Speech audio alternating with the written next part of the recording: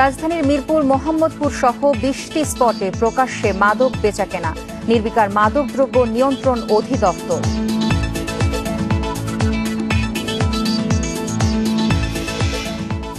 ঔদ্ধত্যপূর্ণ আচরণে অনুতপ্ত নন সংসদ সদস্য বাহাউদ্দিন বাহার, ক্ষুব্ধ পরিবেশবিদরা, দ্রুত ব্যবস্থা নেয়ার দাবি।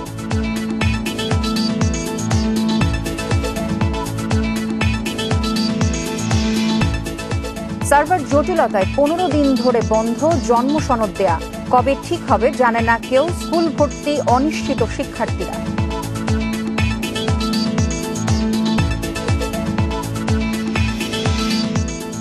লক্ষ্মীপুরের মজু চৌধুরী হাট লঞ্চ ঘাটে খাজনার নামে অবাধে চাঁদাবাজি, ১৩০ টাকা হলেও আদায় হচ্ছে ৪,০০০ টাকা।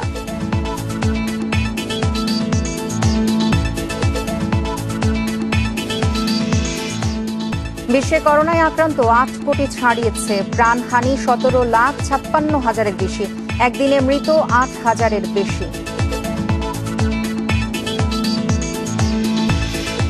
আমন্ত্রণ ইন্ডিপেন্ডেন্ট সংবাদে, আপনাদের সাথে আছি আমি ফারহানা হক। শুনছিলেন শিরোনাম, এবারে বিস্তারিত।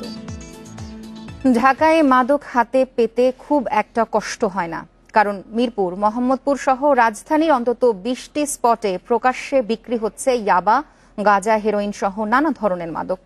যেখানে সেখানে চলছে সেবনও, অথচ মাদকদ্রব্য নিয়ন্ত্রণ অধিদপ্তর বলেই যাচ্ছে তাদের অভিযান চলছে।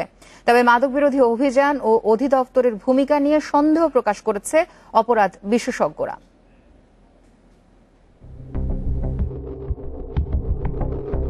বেলা ১২টা, রাজধানীর হাতিরঝিল এলাকা। মাদকের খোঁজে ছদ্মবেশে প্রতিবেদক। মিনিট দশকের মধ্যেই মিলল ইয়াবা। ৬০০? হ্যাঁ ভাই, দুইটা। যা কইছেন। ঠিক আছে না? ঠিক আছে ভাই, ঠিক আছে। অহরহ হাত বদল হচ্ছে গাঁজাও। মাদক সেবীর ভাষ্য, সকাল থেকে মধ্যরাত পর্যন্ত এখানে বিক্রি হয় বিভিন্ন রকমের মাদক। এখানে থাকা সিসিটিভি ক্যামেরাকেও ভয় পায় না ক্রেতা বিক্রেতা। বিক্রি যারা করে তাদেরকে হাতিঝিলের উপরে বসে থাকে। হাতিঝিলের উপরে বসে থাকে। আপনি গেলে আপনি ডাকবো ভাই, ভাই কয়টা লাগবো। ব্রিজের নিচে বসা ওরা ওপেনলি ভাবে মাদক সেবন করে, ওপেন। ওখানে গন্ধর লেগে বসতে পারি না। মাদকে রমরমা মিরপুরের ঝুটপট্টি, মিল্লাত ক্যাম্প আর ভাসানটেক বস্তি। প্রকাশ্যে ইয়াবা, গাঁজা ও হেরোইনের বেচাকেনায় অতিষ্ঠ এলাকাবাসী। আমরা বলতে গেলে বাধা, আমরা কিছু কথা বলতে গেলে আমাদের মুখে চাপা দেয়। আধা ঘন্টা পরে দেখি ওরা আবার রাস্তা খারাপ হয়েছে, আধা ঘন্টা লাগে না, টাকা টুকা দিয়ে আয়া পরে আয়া আমার উপর অত্যাচার করে। ভাটারার ফাঁসেরটেক এলাকার অবস্থা আরো খারাপ। বেচাকেনা তো বটেই, প্রকাশ্যে মাদক সেবনও হয় এখানে। মনে করেন টাকা নিয়ে আসবেন, আপনার বসায় রাখবে, বসা রাখার পরে টাকা দিবেন, সবকিছু পাবেন। অপরাধ বিশেষজ্ঞ মানতে রাজি নন। আইন শৃঙ্খলা বাহিনী বা প্রশাসন এই অবস্থার কথা জানেন না, কারণ এটা অনেকটাই ওপেন সিক্রেট। পুলিশ এবং মাদকদ্রব্য নিয়ন্ত্রণ অধিদপ্তরের এক শ্রেণীর দুর্নীতিগ্রস্ত কর্মকর্তা, তারা জড়িত না থাকলে মাদকের বিস্তারটা এত সর্বব্যাপী হওয়ার কোনো কারণ নেই। স্বাভাবিকভাবেই প্রশ্ন ওঠে, তাহলে কি রক্ষকই ভক্ষকের ভূমিকা পালন করছে? এর জুৎসই কোনো উত্তর নেই মাদক নিয়ন্ত্রণ অধিদপ্তরের কাছে। পুলিশ বিভাগ, র্যাব, বিজিবি, কোস্টগার্ড, আনসার সবাই একত্রে চেষ্টা করছে। একটা হোলিস্টিক অ্যাপ্রোচ আমরা চেষ্টা করছি। বন্ধ হচ্ছে না সেটা বলা যাবে না, আমরা নিয়ন্ত্রণ করার চেষ্টা করছি যথেষ্টভাবে। অভিযোগ রয়েছে, রাজধানীতে মাদক ব্যবসা করছে আইন শৃঙ্খলা বাহিনীর অনেক সদস্য। মাদকের সহজলভ্যতায় ঝুঁকির মুখে আগামীর প্রজন্ম। বাড়ছে অপরাধ, সমাজ ভুগছে নিরাপত্তাহীনতায়। আসক্তি কেড়ে নিচ্ছে স্বাভাবিক জীবন আচরণ। তাই প্রশ্ন থেকেই যায় এ দায় কার? Khaled Rayhan, Independent News, Dhaka. পরিবেশ অধিদপ্তরের উপপরিচালক শওকত আরা কলিককে ফোনে হুমকি দেয়ায় অনুতপ্ত নন সদস্য আকম বাহাউদ্দিন বাহার। উল্টো বলেছেন, সড়ক নির্মাণে ঘুষ পাননি বলেই ঠিকাদারি প্রতিষ্ঠানের বিরুদ্ধে ব্যবস্থা নেওয়ার সুপারিশ কলির। এই ঔদ্ধত্যপূর্ণ আচরণে ক্ষুব্ধ পরিবেশবিদরা, চাইছেন এর বিরুদ্ধে ব্যবস্থা। অলি-গলি এমনকি টঙের দোকান সর্বত্রই আলোচনায় সংসদ সদস্য বাহাউদ্দিন বাহারের পরিবেশ অধিদপ্তরের উপপরিচালককে এলাকা ছাড়া করার হুমকির বিষয়টি। এ নিয়ে বিব্রত এলাকাবাসীরাও, অনেকেই ভয়ে কথা বলছেন না, আর যারা বলছেন তারাও তার বিপক্ষে নানা মন্তব্য করছেন। স্থানীয়দের অভিযোগ, সরকারি কর্মকর্তাকে হুমকি ধমকি এমপি বাহারের জন্য নতুন কিছু নয়। ওনার মেয়ের জামাই ওনার ইয়েতে অতিষ্ঠ আছে। আপনি অটো ড্রাইভার হইতে সিএনজি সব জায়গাতে ওনার ট্যাক্স সব কিছু করতে পারে। দেখেন এখন যদি আমার ফেসটা দেখা যায় তো আমার একটা মামলা দিতে পারে বা আমাকে ধরে নিয়ে মারতে পারে। আমারও জানের রিস্ক আছে। নিজেরও ভয় লাগে কোন মামলাতে নিয়ে ধরে দেয়, এজন্য কথা বলতে ভাই আমরা মুখ খুলতে পারতেছি না।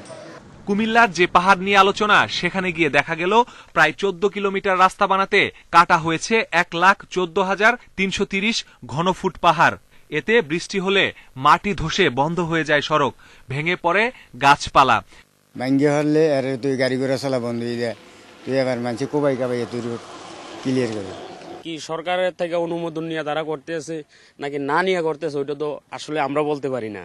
আর এসব কারণেই পাহাড় কাটা বন্ধে ব্যবস্থা চেয়েছিলেন পরিবেশ অধিদপ্তরের উপপরিচালক। তাকে পাওয়া না গেলেও তার স্বামী জানালেন বিষয়টি নিয়ে বিব্রত হওয়ার কথা। আর এ বিষয়টি জানিয়েছেন অধিদপ্তরের চট্টগ্রাম বিভাগীয় কার্যালয়ে। আমরা এর ভয় পাই না, কোনো সমস্যা নেই, কোনো আমাদের সমস্যা নেই, আমাদের কোনো সমস্যা করতে পারবে না ইনশাআল্লাহ। মানে আপনারা আইনি কোনো পদক্ষেপ না আমরা এরকম উপরের কর্তৃপক্ষ আছে, এরা দেখবে। সরকারি কর্মকর্তাকে ফোনে হুমকি দিলেও একে ব্যক্তিগত বিষয় বলছেন কুমিল্লার জেলা প্রশাসক। আর পরিবেশ অধিদপ্তরের চট্টগ্রাম অফিস এ নিয়ে কোনো ব্যবস্থা নেওয়া হবে কিনা এ প্রশ্নে এখনো কোনো সিদ্ধান্তই নিতে পারেনি। এমপি যদি এটা বলে থাকেন, এগুলো তো আপনার ধরেন ফোনে বলেন, তো এগুলো তো আর লিখিত কোনো ডকুমেন্টস নাই যে তার বিরুদ্ধে ব্যবস্থা নেওয়া। তো আমার মন্ত্রণালয়ের সচিব আছেন, অধিদপ্তরের ডিজি আছেন, ওনারা যে সিদ্ধান্ত দিবেন সেটাই হবে। আমি কোনো মন্তব্য করবো না, এটা ওনাদের পার্সোনাল ব্যাপার। ওটা তো জেলা প্রশাসনের কি আছে, জেলা প্রশাসনের কিছু না এটার সাথে। পাহাড় কাটা হলেও বিষয়টি আগে জানতেন না বলে জানিয়েছেন কুমিল্লা সড়ক বিভাগ। জানার পরপরই ব্যবস্থা নিয়েছেন বলে দাবি নির্বাহী প্রকৌশলীর। পাহাড় কাটা তো একটা ক্রাইম, ক্রিমিনাল অফেন্স।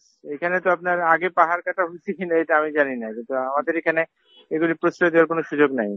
ইউনো সাহেব বললো যে এরকম পাহাড় কাটতেছে, পরে তো বন্ধ করে দিছিল এবং ওইটা নিয়ে একটা অ্যাকশন হচ্ছে। এরকম না, যখন কাটছে তখন তো এটা আমাদের ইয়েতে ছিল না, নলেজে ছিল না, জানার সাথে সাথে তারপরে তো এটা মানে বন্ধ করা হয়েছে আর কি বিষয়টা। অভিযোগ নিয়ে কথা বলতে দিনভর চেষ্টার পরও ক্যামেরার সামনে কথা বলতে রাজি হননি সংসদ সদস্য বাহাউদ্দিন। মুঠোফোনে জানিয়েছেন হুমকি দিয়ে কোনো অপরাধ করেননি, অপরাধের প্রতিবাদ করেছেন মাত্র। কোনো সমস্যা নাই, এইসব নিউজের জন্য ভয় পাই না রে ভাই। নিয়ে তোমাদের বিরুদ্ধে মামলা হবে এবং এখানে তোমার 10 বছর জেল হবে। তাহলে আগেই কন্ট্রাক্টরে ভয় দেখাইতে আছে, জেলে ফাটাই দিব, তাড়াতাড়ি টাকা পয়সা নিয়ে এসো। জেলের সিদ্ধান্ত তো কোর্ট দেবে, তারা তো দিতে পারবে না, পারবে? আর বাংলাদেশ পরিবেশ আন্দোলন বাপার নেতারা বলছেন পরিবেশ রক্ষায় নেওয়া সিদ্ধান্তে হুমকি পাওয়া কাম্য হতে পারে না। এ বিষয়ে দ্রুত ব্যবস্থা নেওয়া জরুরি। যারা পরিবেশকে রক্ষা করতে যাবে তাদের উপরে যদি এরকম হুমকি আসে, এটা অবশ্যই আমার মনে হয় এটা আমাদের চিন্তা করা উচিত। কারো না কারো তো কিছু লাভজনক ব্যাপার থাকে, সেই লাভে আঘাত ঘটলেই তো আমরা আসলে ক্ষিপ্র হয়ে যাই। অভিযোগ উঠেছে পাহাড় কাটা বন্ধের সুপারিশ করায় পরিবেশ অধিদপ্তরের উপপরিচালককে অফিসে তালা মেরে দেওয়ার হুমকি দেন সংসদ সদস্য বাহাউদ্দিন বাহার। বলেন 15 দিনের মধ্যে কুমিল্লা ছাড়তে হবে। Masudur Rahman, Independent news, Comilla. নিম্নবিত্ত পরিবারে অসচ্ছল ছাত্রীদের সহায়তার নামে অনৈতিক প্রস্তাব দেওয়ার অভিযোগ উঠেছে রাজধানীর আইপিএইচ স্কুল অ্যান্ড কলেজের পরিচালনা পর্ষদের চেয়ারম্যান একেএম জসিমউদ্দিন নামে। সেই সঙ্গে প্রতিষ্ঠানের নানা অনিয়ম করেছেন তিনি। এই বিষয়ে প্রতিবাদ করলে নির্যাতন চালানো হয় বলে অভিযোগ ভুক্তভোগীদের। রাজধানীর মহাখালীর আইপিএইচ স্কুল অ্যান্ড কলেজটিতে বেশিরভাগ নিম্নবিত্ত পরিবারের শিক্ষার্থীরা পড়াশোনা করেন। অভিযোগ উঠেছে অনেকে ফি দিতে না পারলে সেই সুযোগ নেয়ার চেষ্টা করেন পরিচালনা পর্ষদের চেয়ারম্যান একেএম জসিমউদ্দিন। বিশেষ করে ছাত্রীদের অনৈতিক প্রস্তাব দেওয়ার অভিযোগ উঠেছে। আমি সামনে জিএসসি পরীক্ষা দেব, আপনি যদি এরকম করেন কিভাবে পরীক্ষাটা দেব? আপনি আমার পাশে থাকবেন তো আপনার পাশে আমি থাকবো। রুনু বেগম তিনি পরিচালনা পর্ষদের অভিভাবক প্রতিনিধি ছিলেন। চেয়ারম্যানের নানা অনিয়মের বিষয়ে প্রতিবাদ করলে অন্যায়ভাবে তার মেয়ের ছাত্রত্ব বাতিল করে বলে অভিযোগ করছেন। পরবর্তীতে আদালতের রায়ে তার মেয়ে ছাত্রত্ব ফিরে পান, কিন্তু রুনুর উপরে বেশ কয়েকবার হামলার চেষ্টা করা হয়। এখনো হুমকি ধামকি দেয়া হচ্ছে বলে অভিযোগ তার। হ্যাঁ, আমার এখনো মাঝে মধ্যে হুমকি ধামকি দেয়, মানুষ দিয়ে পাঠায় বলে ওইবার আমি যদি ঘরের ভিতরে না থাকতাম আসলে ওই দিনকে আমার যে কোনো একটা কিছু করে যেত। কলেজ শাখায় পর্যাপ্ত শিক্ষার্থী না থাকা সত্ত্বেও একটি নতুন ভবন তৈরি হচ্ছে। অভিযোগ উঠেছে বিনা দরপত্রে এই ভবন নির্মাণ করা হচ্ছে।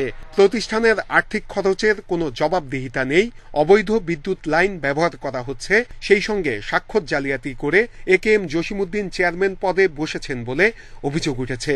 কেউ এর প্রতিবাদ করলেই তার উপর নিপীড়ন চালান চেয়ারম্যান, বলছেন ভুক্তভোগীরা। আমি নিজে ভিত্তি আপনি যদি কোন তাদের যে কমিটি আমরা যে মেম্বার, এই মেম্বারের লোককে ভদ্রলোককে মুরব্বী তার পর্যন্ত বাইরের লোক দিয়ে মারে। জনপ্রতিনিধিরাও বিষয়টি জানেন, কিন্তু জসিমউদ্দিনের প্রভাবের কারণে কোনো ব্যবস্থা নেওয়া যায় না।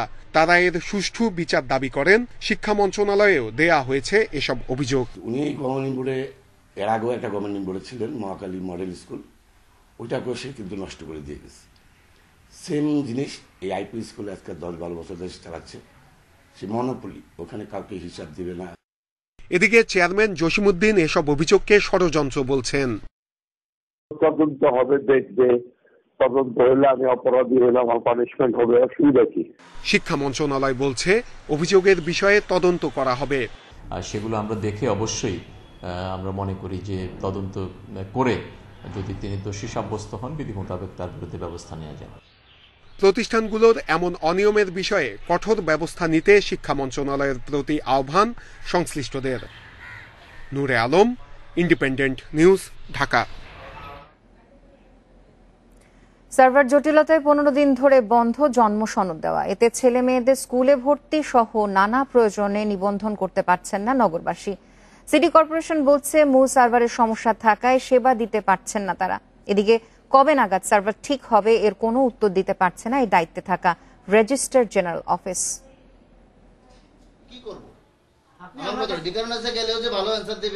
আব্দুর রহিম 6 বছরের মেয়ে আয়শার ভর্তির আবেদন করবেন ভিকারুন্নিসা স্কুলে। এজন্য লাগবে সন্তানের জন্ম নিবন্ধন। তবে 4 দিন ধরে মহাখালীর আঞ্চলিক অফিসে ঘুরে হয়রান হয়েছেন, মেলেনি সনদ। অ্যাপ্লিকেশনের সময়টা যেন আরো 7 দিন বা 10 দিন বাড়াই দেওয়া হয়। আর করোনাকালীন সময়ে আমরা জীবনে ঝুঁকি নিয়ে সব সময় চলাফেরা করতেছি এই জিনিসটার জন্য, কিন্তু কোনো সুরাহা হচ্ছে না। একই অবস্থা ঢাকা উত্তর ও দক্ষিণ সিটি কর্পোরেশনের কয়েক হাজার অভিভাবকের। জন্ম নিবন্ধন না পাওয়ায় ছেলে মেয়েদের পড়াশোনা নিয়ে পড়েছেন দুশ্চিন্তায়। বাচ্চার বয়স তো 6 বছর, অন্য বছর ভর্তি না করতে পারি এই বার্থ সার্টিফিকেটের জন্য, তো সামনে তো আমার আবার সমস্যা হয়ে দাঁড়াবে। আমার এই যে সার্ভারের সমস্যার কারণে যে আমি পাচ্ছি না, তাহলে এইটার জবাবটা আমাকে কে দিবে? সিটি কর্পোরেশন বলছে 15 দিন ধরেই প্রকট সার্ভার জটিলতা। পুরোপুরি বন্ধ ছিল কয়েক দফা। পরিস্থিতি সামাল দিতে 24 ঘন্টায় খোলা রাখা হয়েছে নিবন্ধন শাখা। বন্ধ ছিল একদিন, তারপরে দেখা যাচ্ছে যে অনেক সময় দেখা যাচ্ছে স্লো হয়ে যাচ্ছে বা অনেক সময় পাচ্ছে না, বা আমরাও কিন্তু এই কারণে এক্সট্রা সময় যেটা আমরা বলি অফিসের বাইরেও সেই সময়টা কিন্তু আমরা দিচ্ছি যাতে জনগণ সার্ভিসটা পেতে। করোনার কারণে বেশ কয়েক মাস জন্ম নিবন্ধনের আবেদন করতে পারেননি অভিভাবকরা। আর সে চাপ যখন বেড়েছে তখনই দেখা দিয়েছে এই জটিলতা। এ অবস্থায় কাউন্সিলরদের আহ্বান, স্কুলগুলো যেন নাগরিক সনদেই আপাতত ভর্তির সুযোগ দেয়। স্কুলের আমাদের নাগরিকত্ব সার্টিফিকেট অথবা আমরা আমাদের প্যাডে লিখিতভাবে আমরা দিয়ে দিব, আপনারা এটা নিয়ে তাদেরকে ভর্তি করবেন এবং তাদের উপর যেন কোনো মানসিক এবং প্রেশার মেন্টাল চাপ না পড়ে এদিকটা আপনারা অবশ্যই খেয়াল রাখবেন। সময় যদি একটু বৃদ্ধি করা যায় তাহলে আমাদের যে সকল প্যারেন্টস রয়েছে তারা হয়রানির শিকার কম হবে এবং তাদের বাচ্চাগুলোর ভর্তির ব্যাপারে তারা একটা ভালো একটা সুযোগ আমার মনে হয় তাদেরকে দেওয়া উচিত। জন্ম নিবন্ধনের এই সার্ভার নিয়ন্ত্রণ করা হয় রেজিস্ট্রার জেনারেল অফিস থেকে।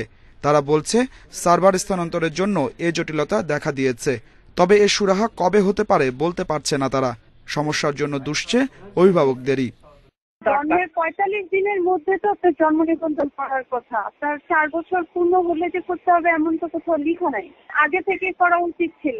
সফটওয়্যারের সুইচ যেহেতু ওই ইউজার ক্রিয়েশন এখনো হয়নি, যে কারণে স্লোনেসটা ওনাদেরকে এটা হ্যান্ডেল করতে হচ্ছে। শুধু ঢাকার 2 সিটি কর্পোরেশন নয়, এ জটিলতার বিড়ম্বনায় পড়েছে দেশের অন্যান্য সিটি কর্পোরেশন, পৌরসভা ও ইউনিয়ন পরিষদও। Adilur Rahman, Independent News, Dhaka. ভারতের মিজোরামে পার্বত্য চট্টগ্রামে সশস্ত্র সন্ত্রাসীদের আস্তানা থাকায় উদ্বেগ জানিয়েছে বিজিবি। তাদের সেই ঘাঁটি ধ্বংস করার আহ্বানে এমন কোনো আস্তানা থাকলে ব্যবস্থা নেওয়ার কথা জানানো হয়েছে বিএসএফ এর তরফে। বাহিনীর 2টি মহাপরিচালক পর্যায়ের 51তম সীমান্ত সম্মেলনে সীমান্ত হত্যা শূন্যে নামিয়ে আনতে যৌথ টহলের উদ্যোগের কথাও বলা হচ্ছে। বাংলাদেশ ভারত সীমান্ত সংকটের মধ্যে সবচেয়ে আলোচিত সীমান্ত হত্যা। আইন ও সালিশ কেন্দ্রের তথ্য অনুযায়ী চলতি বছরের 11 মাসে প্রাণ গেছে বাংলাদেশের 41 বেসামরিক নাগরিকের। এ প্রসঙ্গ উঠে আসে বিজিবি বিএসএফ মহাপরিচালক পর্যায়ের 51তম সম্মেলনে। এতে সিদ্ধান্ত হয় সীমান্ত হত্যা শূন্যের ঘরে নামিয়ে আনতে রাতে যৌথ টহল দেবে 2 বাহিনী। অদূর ভবিষ্যতের প্রাণহানি উল্লেখযোগ্য হারে কমিয়ে আনার উদ্যোগ নেওয়া হবে বলে জানান বিএসএফ মহাপরিচালক রাকেশ আস্তানা। আর ভারতের মিজোরামে পার্বত্য চট্টগ্রাম অঞ্চলের বিচ্ছিন্নতাবাদী সন্ত্রাসী গোষ্ঠীর আস্থান রয়েছে জানিয়ে এ নিয়ে উদ্বেগ জানান বিজিবি মহাপরিচালক মেজর জেনারেল শাফিনুল ইসলাম।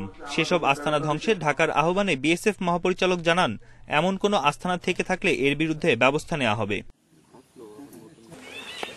এছাড়া মাদক, মুদ্রা, আগ্নেয়াস্ত্র সহ সব ধরনের চোরাচালান বন্ধে চোরা কারবারিদের সম্পর্কিত তথ্য 2 দেশের মধ্যে আদান প্রদান ও প্রয়োজনে যৌথ অভিযান পরিচালনায় সম্মত হয়েছে বিজিবি বিএসএফ। বনি ইবনে কামাল, ইন্ডিপেন্ডেন্ট নিউজ, ঢাকা। ঢাকা বিশ্ববিদ্যালয়ের ছাত্র শিক্ষক কেন্দ্রের সংস্কার কাজের বিষয়ে এখনো কোনো চূড়ান্ত সিদ্ধান্ত হয়নি। শিক্ষার্থীদের সঙ্গে আলোচনা করে ঠিক করা হবে কিভাবে এটির সংস্কার হবে। এরই মধ্যে শিক্ষার্থীদের মতামত জানতে চেয়েছে বিশ্ববিদ্যালয় কর্তৃপক্ষ। বিশ্ববিদ্যালয়ের শিক্ষার্থীদের দাবি, স্বকীয়তা রক্ষা করেই টিএসসির সংস্কার করতে হবে।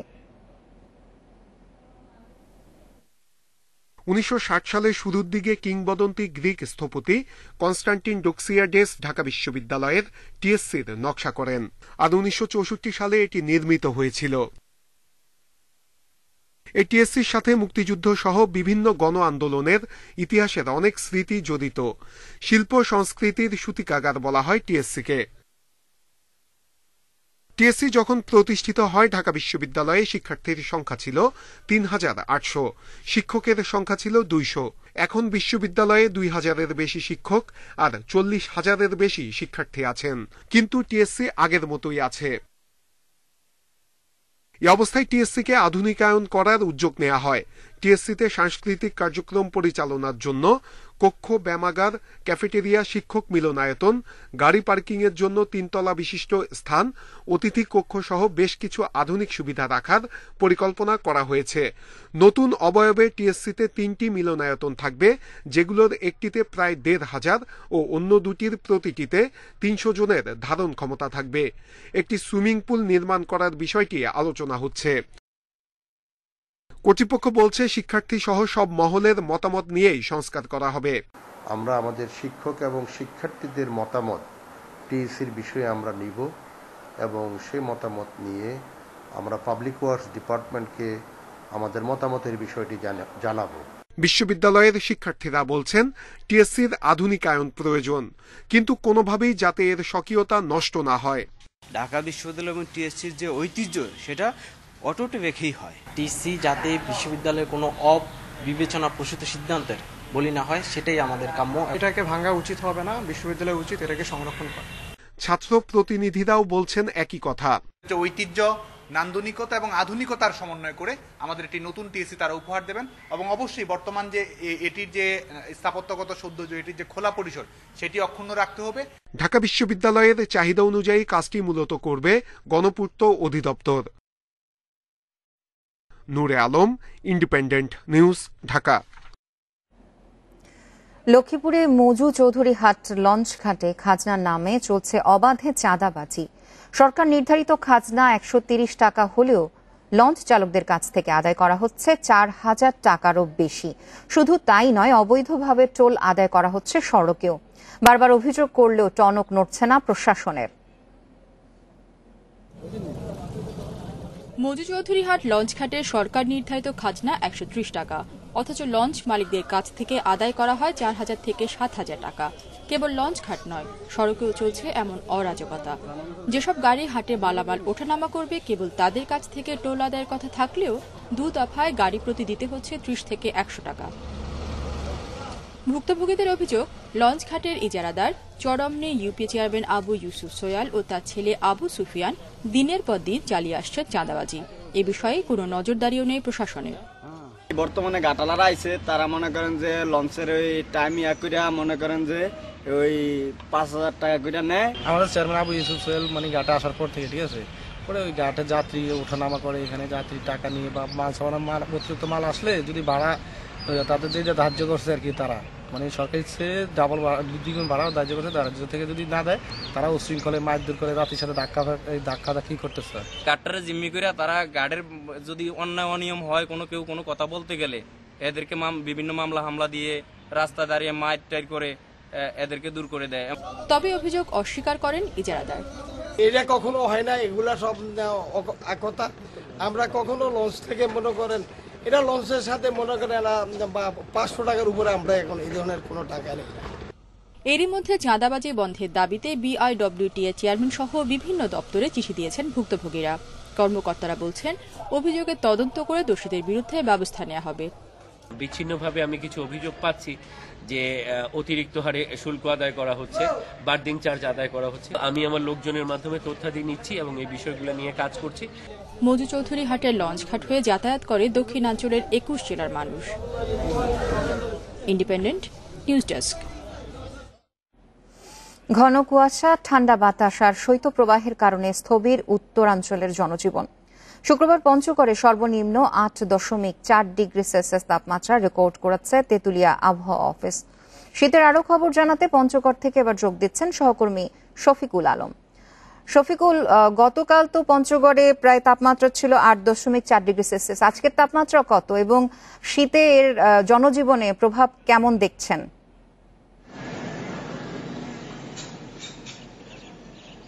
জি, শীতের জেলা পঞ্চগড়ে গত 9 দিন ধরেই কিন্তু মাঝারি থেকে মৃদু শৈত্যপ্রবাহ বয়ে চলছে। তার কারণ গতকালকেও সর্বনিম্ন তাপমাত্রা ছিল 8.4 ডিগ্রি সেলসিয়াস। এর আগে গত 9 ডিসেম্বর তেঁতুলিয়া আবহাওয়া অফিসের পক্ষ থেকে সর্বনিম্ন তাপমাত্রা রেকর্ড করা হয়েছে 9.0 ডিগ্রি সেলসিয়াস।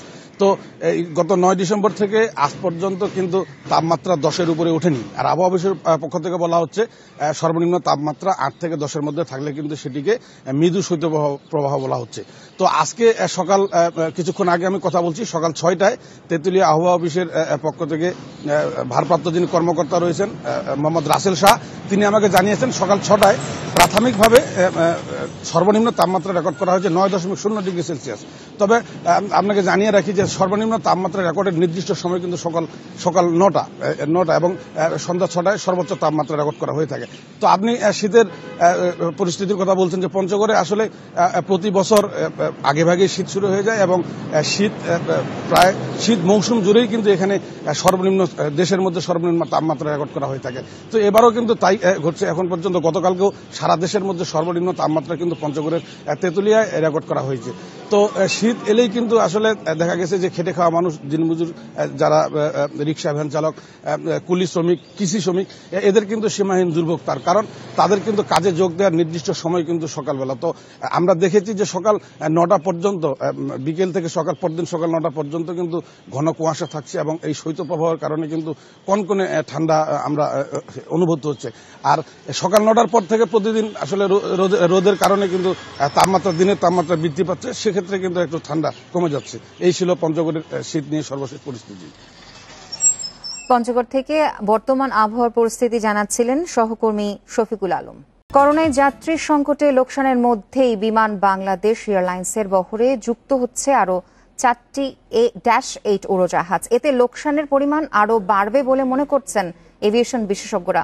তবে বিমান কর্তৃপক্ষ বলছে আগে থেকে চুক্তি থাকায় নতুন উড়োজাহাজ নিতেই হচ্ছে। করোনা পরিস্থিতিতে দীর্ঘদিন ধরে বন্ধ আন্তর্জাতিক বিভিন্ন ফ্লাইট। অভ্যন্তরীণ রুটে সীমিত আকারে ফ্লাইট চালানো হলেও যাত্রী সংকটে বিপুল লোকসানে পড়েছে দেশের এয়ারলাইন্স ব্যবসা। এ অবস্থায় ২৪ নভেম্বর বিমানের বহরে যুক্ত হয়েছে -8-400 মডেলের ধ্রুবতারা জাহাজটি। সেই সঙ্গে লিজ নেয়া হংস মিথুনও কিনে নিয়েছে বিমান। এছাড়া জানুয়ারি ফেব্রুয়ারিতে যুক্ত হচ্ছে আকাশতরী ও শ্বেতবলাকা। এই যে London flight, Toronto flight, Bangkok flight, Tokyo flight, এগুলোর সাথে 2 থেকে 4 ঘন্টার মধ্যে কানেক্টিভিটি পেত, ফলে ঢাকা একটা হাব হিসেবে অপারেট হতো। কিন্তু কোভিডের কারণে সেটা তো করা যায় নাই। এভিয়েশন বিশেষজ্ঞরা বলছেন, করোনার লোকসানের মধ্যে এই মুহূর্তে উড়োজাহাজগুলো দেশে আনা ঠিক হচ্ছে না। এতে লোকসান আরো বাড়বে বলছেন তারা। যদি সম্ভাবনা বা কোনো রুল থেকে থাকতো তবে যেটা ডিলে করাতে পারতো, যেমন তারা সাপ্লাই দিতে ডিলে করেছে করোনার কারণে, ঠিক তেমনি করোনার কারণে আর কিছুদিন পরে নিলেও পারত। তবে বিমান কর্তৃপক্ষ বলছে 2018 সালে অর্ডার দেয়া বিমানগুলো বুঝে নেওয়ার সময় হওয়ায় নিতে হচ্ছে তাদের। এটা আগের পরিকল্পনা অনুযায়ী আসছে। তবে হ্যাঁ, আমরা যেমন বিকল্প এখন ইন্টারন্যাশনাল না হলে যেমন ডোমেস্টিক আমরা নতুন শুরু করেছি সিলেট, কক্সবাজার, আমরা আবার হয়তো কিছুদিন পরে আমরা অন্য যশোর এবং চিটাগাংয়ের মধ্যে যশোর, চিটাগাং, সিলেট এই ফ্লাইটগুলো আমরা শুরু করব। লোকসান কমাতে বিমানগুলো বসিয়ে না রেখে অভ্যন্তরীণ রুটে চালানোর পরামর্শ বিশেষজ্ঞদের। Sohel Rana, independent News, Dhaka. 2021 সালের মধ্যে দেশের সব বিমানবন্দরে চালু হচ্ছে ইনস্ট্রুমেন্ট ল্যান্ডিং সিস্টেম ILS প্রযুক্তি। এতে বৈরী আবহাওয়ায়ও উড়োজাহাজ ল্যান্ডিং সম্ভব বলে জানিয়েছে বিমান সচিব। এদিকে ILS প্রযুক্তি না থাকায় আর্থিক ক্ষতির পাশাপাশি যাত্রী ভোগান্তিও বাড়ছে। দেশের 3 আন্তর্জাতিক বিমানবন্দর, ঢাকার শাহজালাল, চট্টগ্রামের শাহ আমানত ও সিলেটের ওসমানী বিমানবন্দর, এই 3 জায়গা ছাড়া আর কোনো বিমানবন্দরে নেই বৈরী আবহাওয়ায় উড়োজাহাজ ওঠানামার প্রযুক্তি ইনস্ট্রুমেন্ট ল্যান্ডিং সিস্টেম ILS। খারাপ আবহাওয়া বা ঘন কুয়াশায় পাইলট খালি চোখে রানওয়ে দেখতে না পেলে নিরাপদ অবতরণে ব্যবহার করা হয় ILS প্রযুক্তি। এতে বেতার তরঙ্গের মাধ্যমে সহজেই শনাক্ত করা যায় রানওয়ে। দেশের 3 আন্তর্জাতিক বিমানবন্দরে যে ILS প্রযুক্তি আছে এর দৃষ্টিসীমা 600 মিটার, অথচ শীতে ঘন কুয়াশায় এই দৃষ্টিসীমা নেমে যায় 50 থেকে 0 মিটারে। এতে উড়োজাহাজ ওঠানামা ব্যাহতের পাশাপাশি আর্থিক ক্ষতিতে পড়ছে এয়ারলাইন্স। এ সংকট কাটিয়ে উঠতে এভিয়েশন বিশেষজ্ঞ ATM নজরুল ইসলাম দিচ্ছেন ইনস্ট্রুমেন্ট ল্যান্ডিং সিস্টেমের সবশেষ ভার্সন এনে তার সঙ্গে অ্যাপ্রোচ লাইটিং সিস্টেম যুক্ত করার পরামর্শ। বলছেন, এতে যে কোনো পরিস্থিতিতে উড়োজাহাজ ওঠানামা সম্ভব হবে। ILS ক্যাটাগরি 3 এবং অ্যাপ্রোচ লাইটিং সিস্টেমটাকে উন্নয়ন করা উচিত এবং অন্যান্য সমস্ত এয়ারপোর্টে ILS অবশ্যই ক্যাটাগরি 1 না হোক, অন্যগুলো না হোক, ক্যাটাগরি 1 যেন স্থাপন করা হয়। বিমান সচিবও জানিয়েছেন, আন্তর্জাতিক সহ দেশের সব বিমানবন্দরেই উন্নত প্রযুক্তির ILS সিস্টেম চালু হবে, আর এই কাজ শেষ হবে 2021 সালের মধ্যে। আমরা যে থালাসের কাছে যে রাডার নিচ্ছি, এখানে ঢাকা এয়ারপোর্টের জন্য ILSটা ধরা আছে। মাননীয় প্রধানমন্ত্রীও নির্দেশ দিয়েছেন শুধুমাত্র ইন্টারন্যাশনাল নয়, বাংলাদেশের প্রত্যেকটা এয়ারপোর্টে যেন এই সিস্টেমটা থাকে। আমরা আশা করছি যে 2021 সালের ভিতরে এগুলো সম্পন্ন হয়ে যাবে। আর এই প্রযুক্তি সুবিধা দেশে আনতে এরই মধ্যে দরপত্র আহ্বান করা হয়েছে। এসব স্থাপন হয়ে গেলে দেশের সব বিমানবন্দরই 24 ঘন্টায় উড়োজাহাজ ওঠানামার সক্ষমতা অর্জন করবে। Hasib Mahmud Shah, Independent News, Dhaka. শরীয়তপুরের ভেজেশ্বরে সংযোগ সড়ক না থাকায় প্রায় 10 কোটি টাকা ব্যয়ে নির্মিত সেতুটি ব্যবহার করতে পারছে না স্থানীয়রা। অভিযোগ রয়েছে, জমি সংক্রান্ত জটিলতায় প্রকল্পে অন্তর্ভুক্ত থাকা সংযোগ সড়ক নির্মাণ না করেই টাকা উঠিয়ে নিয়েছে ঠিকাদারি প্রতিষ্ঠান। এতে সংযোগ সড়ক নির্মাণে সরকারকে নতুন করে ব্যয় করতে হচ্ছে আরও 13 কোটি টাকা। ভোজেশ্বর বন্দরের সঙ্গে জপসা ইউনিয়ন ও জাজিরা উপজেলার যাতায়াত সহজ করতে কীর্তিনাশা নদীর উপর 2016 সালে সেতু নির্মাণের কাজ শুরু করে LGD। সেতুটির নির্মাণের সঙ্গে 2 প্রান্তে 465 মিটার সংযোগ সড়ক নির্মাণের কাজ পায় কামারজানি ব্রোজেন ও আনোয়ারা জেভি নামের 2টি ঠিকাদারি প্রতিষ্ঠান। 1.5 বছর আগে সেতু নির্মাণ শেষ হলেও জমি সংক্রান্ত জটিলতায় আটকে যায় সংযোগ সড়কের কাজ। সংযোগ সড়কের পরিবর্তে ঠিকাদারকে দিয়ে বক্স কালভার্ট এবং নদীর তীর রক্ষার কাজ করিয়ে পুরো বিল দিয়ে দেয় LGD। তবে সেতুটি ব্যবহার করতে না পারায় দুর্ভোগে নড়িয়া জাজিরার অন্তত 1 লাখের বেশি মানুষ। দিনের বেলায় মনে করেন একটা রুগী যদি অসুস্থ হয়ে পড়ে আমরা কষ্ট মষ্ট করে ঠেলে মেলে নিতে পারি, রাত্রে 9টার পরে খাওয়া বন্ধ হয়ে যায়, তারপরে আমাদের কিয়ামত, এই রুগী আমরা কোথায় যাই? প্রতিনিয়ত এখানে রিক্সা, ভ্যান এবং মোটরসাইকেল নদীতে পড়ে যায়। সেতুটি ব্যবহার করতে না পারায় কৃষি, শিক্ষা, অর্থনীতি ও যোগাযোগ ব্যবস্থায় ব্যয় করতে হচ্ছে অতিরিক্ত সময় ও অর্থ। কৃষি পণ্য এই নদী দিয়া যানবাহন করা লাগে, যার কারণে আমাদের 10 টাকা লাগবে ব্রিজ দিয়ে যাতায়াত করতে পারলে, এখন আমরা 100 টাকা খরচ দিয়া এই পার থেকে ওই পার সবকিছু যাতায়াত করতেছি। নৌকা ভাড়া দেওয়া লাগে, করা লাগে 3 গুণ ডাবল ভাড়া লাগতেছে। যদি ব্রিজটা কমপ্লিট হয়ে যায় তাহলে আমরা এ থেকে মুক্ত পাবো। নির্ধারিত সময়ের মধ্যেই সংযোগ সড়কের কাজ শেষ হবে বলছে এলজিডি। ভূমি জটিলতার কারণে প্রথমে অ্যাপ্রোচ সড়ক নির্মাণ করা সম্ভব হয়নি, পরবর্তীতে নতুন ডিজাইনের মাধ্যমে অ্যাপ্রোচ সড়ক করার কাজ চলতেছে। এটা আমরা RE1, এটা নতুন প্রযুক্তির কাজ, জায়গা সাশ্রয় করে এই কাজ করা হচ্ছে। 2019 সালের 18 জুলাই 13 কোটি 21 লাখ টাকা ব্যয় নতুন করে সংযোগ সড়ক নির্মাণের কাজ শুরু করে এলজিডি। 2021 সালের জুনে কাজ শেষ করার কথা থাকলেও 1.5 বছরে কাজ এগিয়েছে মাত্র 40%। Independent news desk. 13 বছর ধরে শেকলে বাঁধা অবস্থায় জীবন কাটছে জামালপুরের মেলান্দহের মানসিক ভারসাম্যহীন যুবক সোহেলের। অর্থাভাবে হত দরিদ্র পরিবার সঠিক চিকিৎসা করাতে পারছে না। প্রতিবন্ধী হিসেবেও নিবন্ধিত না থাকায় পাননি কোনো সরকারি সহায়তা। 2 বছর আগে সোহেলের বাবার মৃত্যুতে রোজগার বন্ধ হয়ে মানবেতর জীবন যাপন করছে মা ছেলে। 13 বছর বয়সে হঠাৎ করেই অস্বাভাবিক আচরণ শুরু করে সোহেল। হারিয়ে যাওয়া, অন্যের বাড়িতে ঢিল ছোড়া, ছোট বাচ্চাদের মারধর ও অন্যদের বিরক্ত করা শুরু করে সে।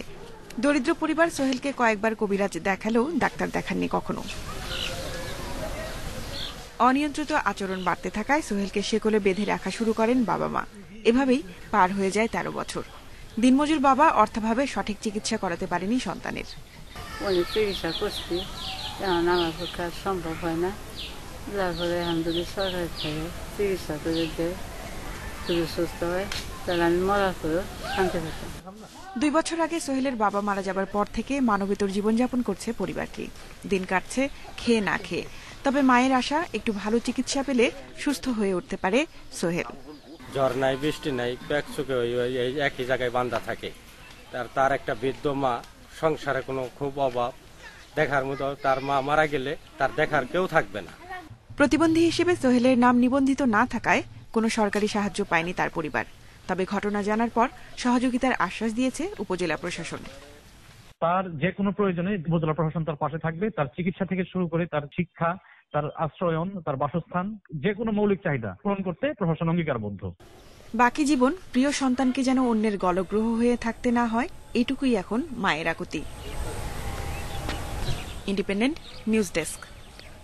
নানা আয়োজনের মধ্য দিয়ে সারা দেশে উদযাপন হলো খ্রিস্টান ধর্মাবলম্বীদের সবচেয়ে বড় ধর্মীয় উৎসব বড়দিন। সকালে খ্রিস্ট জাগ প্রার্থনার মাধ্যমে শুরু হয় বড়দিনের কার্যক্রম। করোনা মুক্তি চেয়েও ছিল বিশেষ প্রার্থনা। সরকারি নির্দেশনা মেনে মাস্ক পরে প্রার্থনায় অংশ নেন যিশুর ভক্তরা।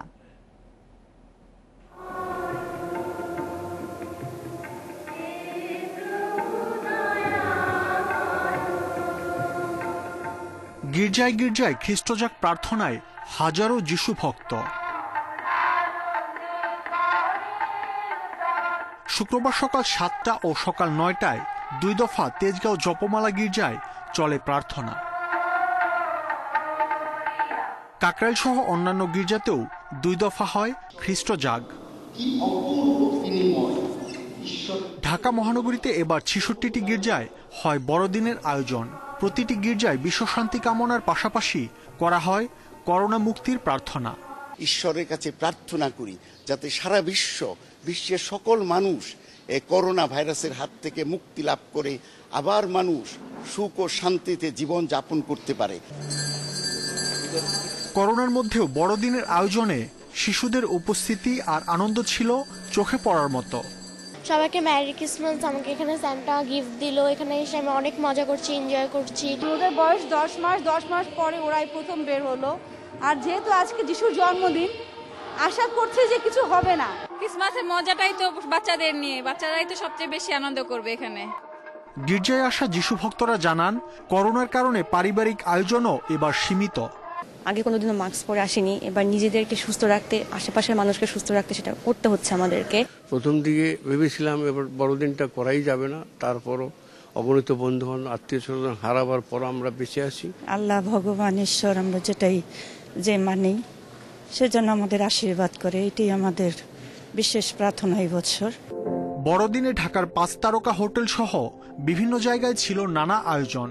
এখানে অনেক ইভেন্ট ওরা অর্গানাইজ করেছে, তো সেই উপলক্ষে আমরা কালকে এসেছি। আমরা কালকে আপনার রাতে ডিনার খেলাম ক্রিসমাস উপলক্ষে।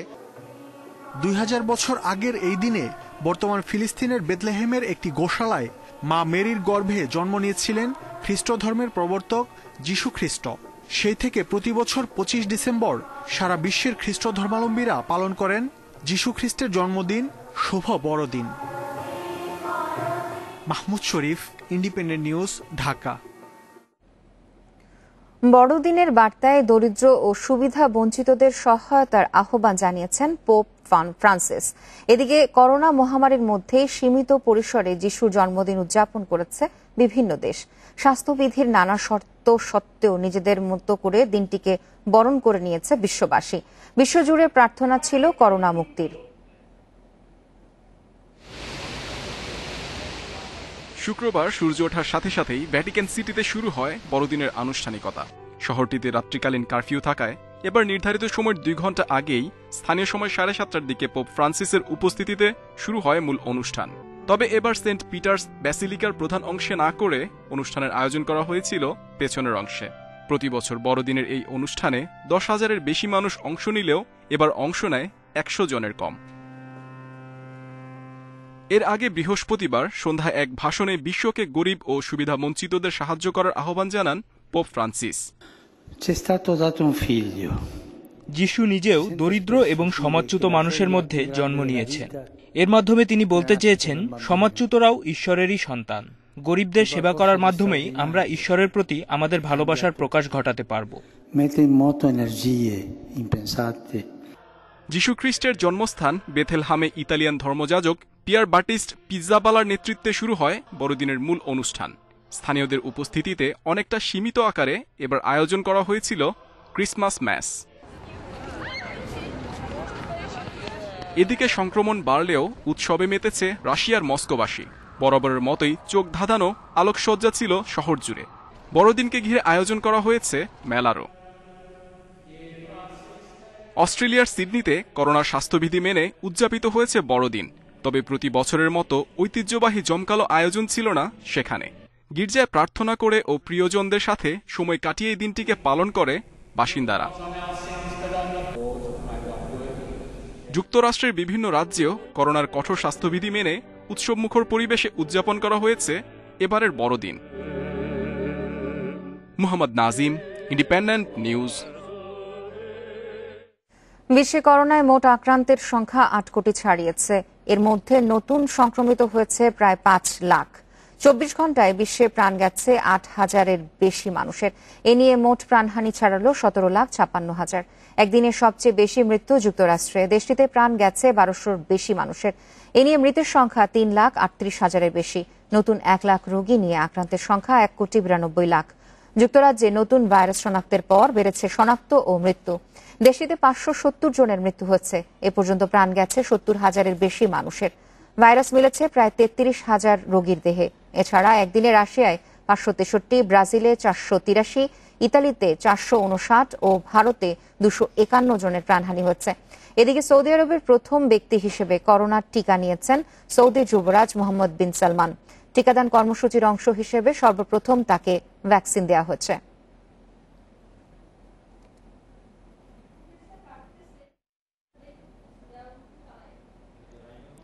ইসরায়েলের সঙ্গে সুসম্পর্ক গড়ার ইচ্ছা প্রকাশ করেছেন তুরস্কের প্রেসিডেন্ট রিসেপ তাইপ এরদোয়ান। শুক্রবার আঙ্কারায় দলের সদস্যদের সঙ্গে বৈঠককালে এই মন্তব্য করেন তিনি। বৈঠকে এই বিষয়ে দুদেশের গোয়েন্দা পর্যায়ের আলোচনা চলছে বলেও জানান তিনি। তবে ইসরায়েলের ফিলিস্তিনি নীতি গ্রহণযোগ্য নয় বলেও সমালোচনা করেন তুর্কি প্রেসিডেন্ট। এছাড়াও ইসরায়েলের শীর্ষ পর্যায়ের নেতাদের সঙ্গে আঙ্কারার জটিলতা না থাকলে দুই দেশের সম্পর্ক অন্যরকম হতে পারত বলেও জানান তিনি। ইসরায়েল ও তুরস্কের মধ্যে শক্তিশালী বাণিজ্যিক সম্পর্ক থাকার পরও সম্প্রতি দুই দেশের সম্পর্ক তলানিতে গিয়ে ঠেকেছে। এর আগে 2018 সালে গাজা সীমান্তে ইসরায়েলি বাহিনীর হাতে ফিলিস্তিনি নিহতের ঘটনায় একে অপরের রাষ্ট্রদূত প্রত্যাহার করে তুরস্ক ও ইসরায়েল।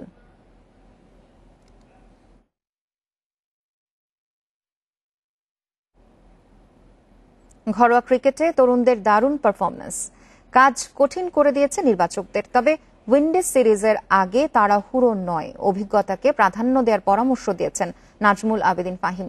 টি-20 কাপে নিষ্প্রভ থাকলে আন্তর্জাতিক মঞ্চে স্বরূপে ফিরবেন সাকিব, প্রত্যাশা এই ক্রিকেট কোচ ও বিশ্লেষকের। সাম্প্রতিক ফর্মটা ভালো যাচ্ছে না, তবে মহামারী পরবর্তী ক্রিকেটে বাংলাদেশের আগে ফিরেছে ওয়েস্ট ইন্ডিজ। সুরক্ষা বলয়ের ভেতরে থেকে চ্যালেঞ্জ সামলানোর অভিজ্ঞতা হয়ে গেছে দুইবার। তার বিপরীতে দুটি ঘরোয়া টুর্নামেন্ট খেলার অভিজ্ঞতা টাইগারদের। কিন্তু ঘরোয়া ক্রিকেট আর আন্তর্জাতিক মিশন যে এক নয়। উইন্ডিজ সিরিজে 0 থেকে করতে হবে শুরু। 2 আসরের পারফরমেন্সে দরজায় কড়া নাড়ছে নবীনরা। তাই বলে তাড়াহুড়ো নয়, অভিজ্ঞতায় শুরু করতে হবে বুঝে শুনে। গত টি-20 টুর্নামেন্টটা খুব কম্পিটিটিভ ছিল। এখানে মোটামুটি বোঝা গেছে যে মানসিকভাবে কারা ভালো অবস্থায় আছে। তবে আমার মনে হয় না যে খুব বেশি পরিবর্তনের সুযোগ আছে। এখানে অভিজ্ঞতা একটা বড় জিনিস, যেহেতু গত অনেক দিন ধরে খেলা হয়নি। সো ওই এক্সপিরিয়েন্সটাকে ডেফিনেটলি খুব মূল্যায়ন করবে। প্রত্যাবর্তনের মঞ্চে বাড়তি আলো থাকবে সাকিবের ওপর। ঘরোয়া ক্রিকেটে সাদামাটা সাকিব অনেকবারই জ্বলেছেন আন্তর্জাতিক মঞ্চে। পরিচিত আবহে নিজেকে ফিরে পাবেন সব্যসাচী অলরাউন্ডার, আস্থা রাখছেন গুরু। সাকিব এত বছর ধরে এত ভালো খেলছে, তার পক্ষে ফিরে আসাটা খুব কঠিন হওয়ার কথা না। হ্যাঁ, একটা বোধহয় একটু ডিফিকাল্ট ছিল যে টি-20 বোধহয় তার জন্য আদর্শ প্ল্যাটফর্ম ছিল না ফিরে আসার জন্য। যদি এটা ওয়ানডে হতো তাও হয়তো একটু সুবিধা হতো। সবচেয়ে ভালো হতো যে লম্বা ফর্মে খেলায় ফিরে আসতে পারতো প্রথম খেলাটায়। কোভিড প্রোটোকল নিয়ে তোড়জোড়ে হয়তো বাড়তে যাচ্ছে স্কোয়াডের আকৃতি। 2021-এর ব্যস্ত সূচিতে আসবে অনেক সুযোগ, সেটা মাথায় রেখে তরুণদের প্রতি পরামর্শ প্রস্তুতি সেরে রাখার। জহিরুল ইসলাম, ইন্ডিপেন্ডেন্ট নিউজ, ঢাকা। অনেকের জন্য ঘুড়ি হয়তো ছেলে মানুষই একটি খেলা, কিন্তু পুরান ঢাকার অধিবাসীদের জন্য বিষয়টি আলাদা। ঘুড়ি তাদের জন্য ঐতিহ্যের একটি অংশ। 14 জানুয়ারি পুরান ঢাকায় হবে ঐতিহ্যবাহী সাকরাইন উৎসব। নাটাই, সুতো, ঘুড়ি সমেত প্রস্তুত হচ্ছেন স্থানীয়রা।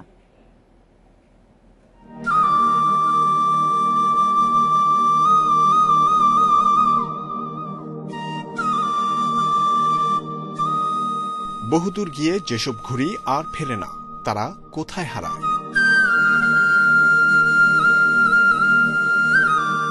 শৈশবের এই রুটিন প্রশ্ন কৈশোর তারুণ্য ছাড়িয়ে উঁকি দেয় যৌবনেও।